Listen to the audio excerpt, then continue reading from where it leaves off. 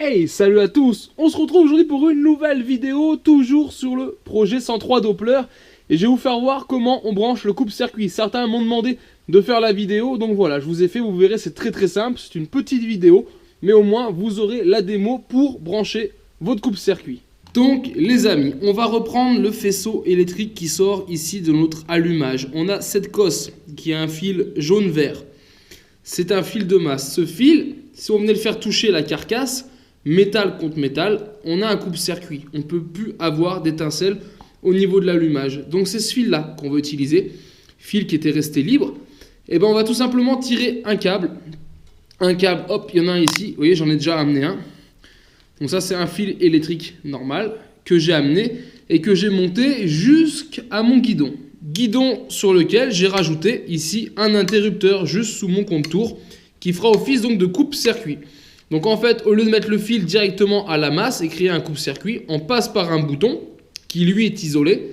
Et quand qu'on mettra le contact ou qu'on coupera, donc quand on le mettra, on créera donc entre les deux contacts qu'il y a dessous, il y a deux petits pôles. On va créer une liaison. Il suffit de ramener la deuxième cosse, elle, à la masse. Je vais vous faire voir dessous. Donc dessous, on voit bien ici les deux cosses. Vous voyez, une, deux. Donc le fil qui part en bas, mon vert jaune, il va être accordé à un fil là pour le coup qui est noir. Il va venir sur une des cosses, un des contacts. Et l'autre contact qui va me rester, lui, je vais le ramener à la masse, donc sûrement sur une des vis qu'il y a ici ou celle qui est là au fond, voilà, qui elles sont reliées directement au châssis, qui sont à la masse.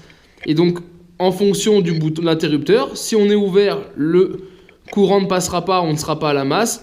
Si on ferme le contact, là, dans ce cas-là, il y a la liaison, la continuité du fil, et on sera à la masse. Et c'est ce qui viendra couper notre allumage, et donc notre moteur.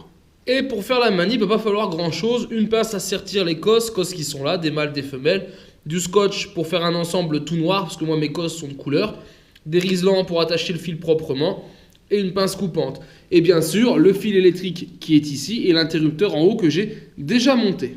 Allez, je viens de passer mon fil qu'on voit là au bout de mon doigt. Vous voyez, je l'ai enroulé tout le long de gaine, d'autres câbles, etc. pour faire quelque chose de propre. Donc voilà, ici je l'ai attaché avec un riselant. Et donc maintenant, on va venir mettre ici la cosse juste au bout.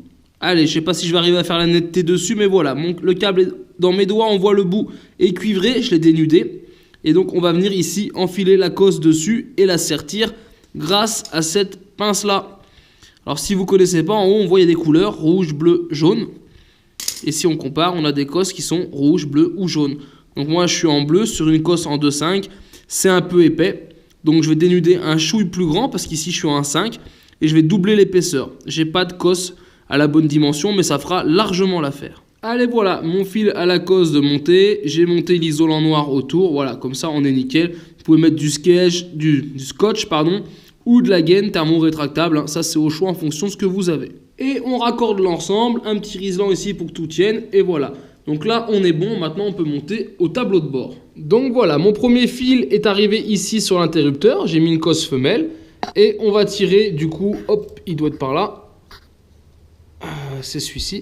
Voilà, un deuxième fil qui part de l'autre contact de l'interrupteur, qui lui n'a rien au bout. Et on va aller le relier à la masse. Donc ici, comme on a du métal, on peut le relier sur cette patte-là, on peut le relier sur une des pontées. Voilà, l'important, c'est qu'il soit à la masse, c'est-à-dire à votre châssis. Allez, donc voilà, je viens de démarrer la mobilette tranquillement. Et on arrive ici donc sur le tableau de bord avec le contour et mon bouton coupe-circuit.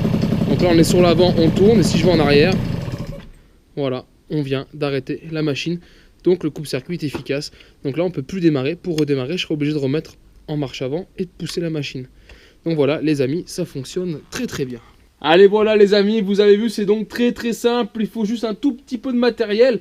Mais ça, si vous ne l'avez pas, c'est plutôt facile à trouver et vraiment pas cher. En tout cas, j'espère que cette vidéo vous sera utile et vous a plu. Si c'est le cas, je vous invite à la partager et la liker.